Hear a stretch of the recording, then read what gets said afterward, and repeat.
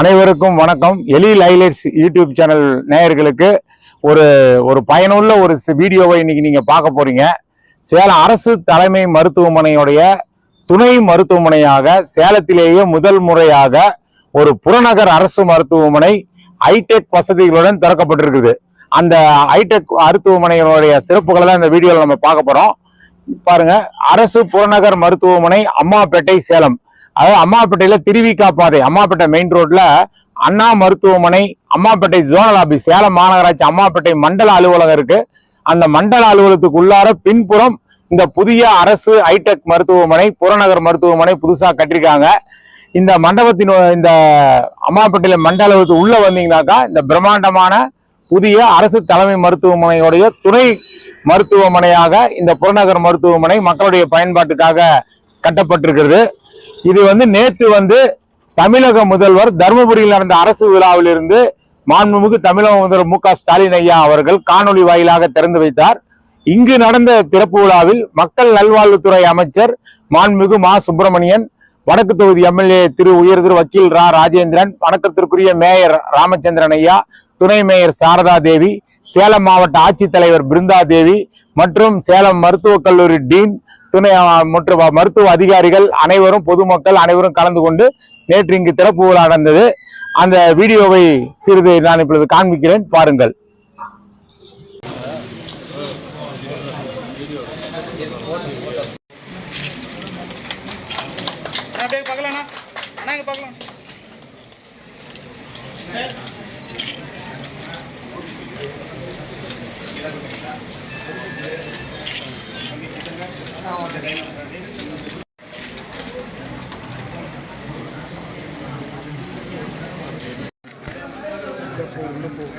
நம்ம அம்மாப்பேட்டை புறநகர் அரசு மருத்துவமனையுடைய முகப்புல நிக்கிறோம்.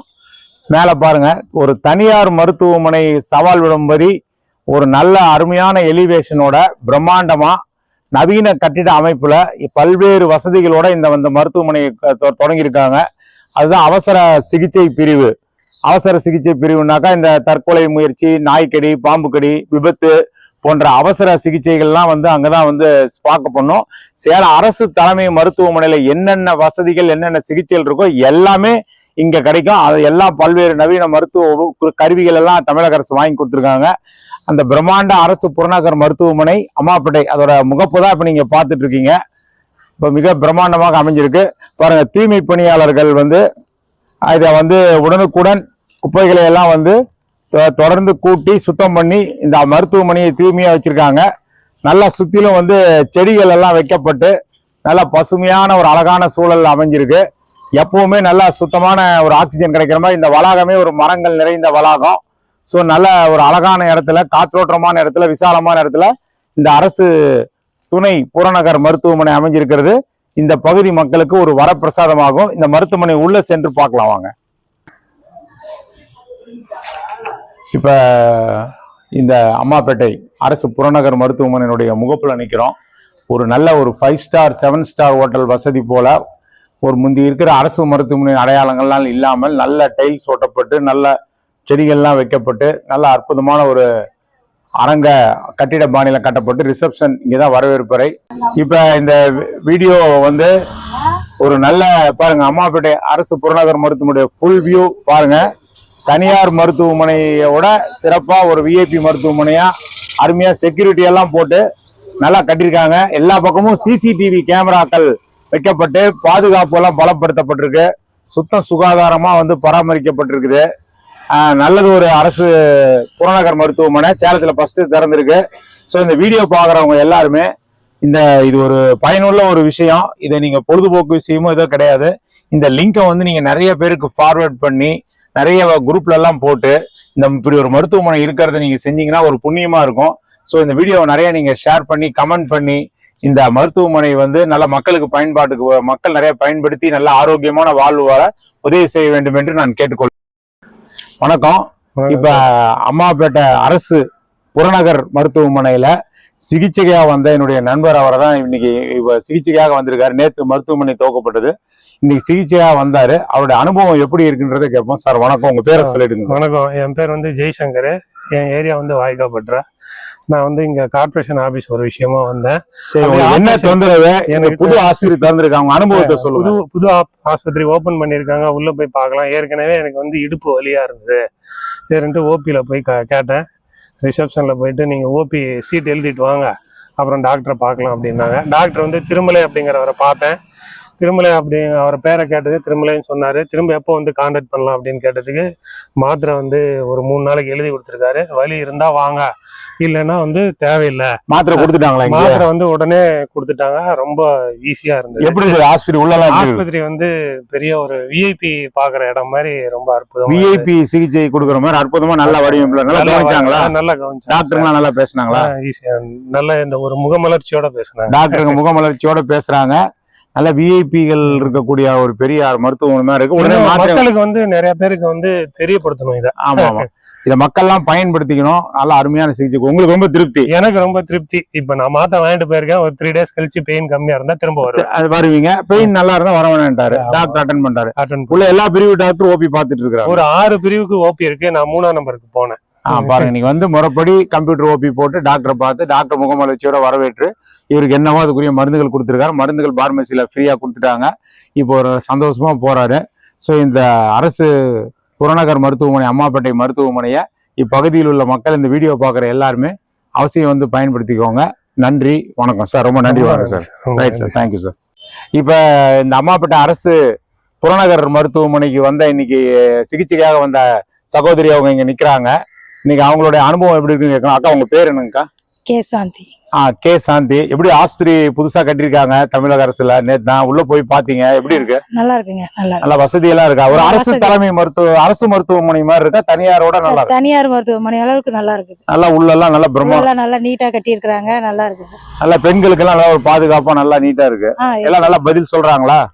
நல்லா இருக்குங்க. நல்லா டாக்டர் நல்லா பண்றாங்க. ஒரு திருப்தி. நல்லா பதில் சொல்றாங்க. இப்ப அம்மாப்பேட்டை கேட்ட பதில் சொல்றாங்க. நல்லா இருக்கு. இப்ப நம்ம அம்மாப்பேட்டைக்கு இது வந்தது பெரிய ஒரு சந்தோஷம் தாங்க. பக்கத்திலே இருக்கு. எங்களுக்கு எல்லாம் பக்கமா இருக்கு. அம்மாப்பேட்டை மக்களுக்கு ஜிஹெச்சுக்கு அவ்வளவு தூரம் போனோம்.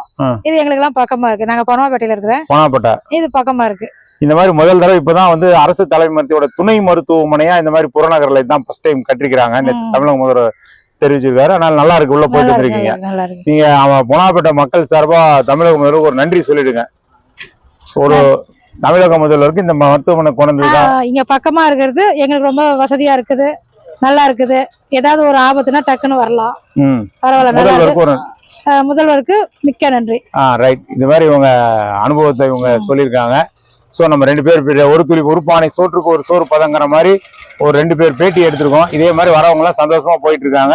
இந்த வீடியோ நிறைய ஷேர் பண்ணி நிறைய பேருக்கு இந்த மருத்துவமனையோட சிறப்புகளை சொல்லி நிறைய பேர் பயன்பெறணுங்கிறது தான் எங்களுடைய நோக்கம். நன்றிங்கக்கா.